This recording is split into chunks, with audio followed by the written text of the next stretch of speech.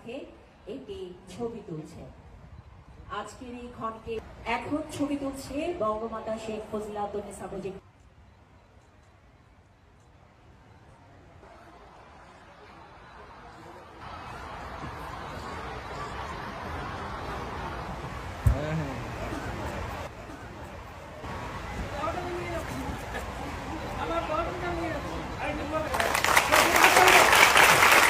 সম্মানিত শিক্ষা বান্ধবী, আপনারা দেখতে পেয়েছেন আজকের অনুষ্ঠানের ক্ষুদে শিক্ষার্থীবৃন্দের সাথে এই ক্ষণটি স্মরণীয় করে রেখেছেন আমাদের আজকের অনুষ্ঠানের প্রধান অতিথি মাননীয় প্রধানমন্ত্রী শেখ হাসিনা এমপি।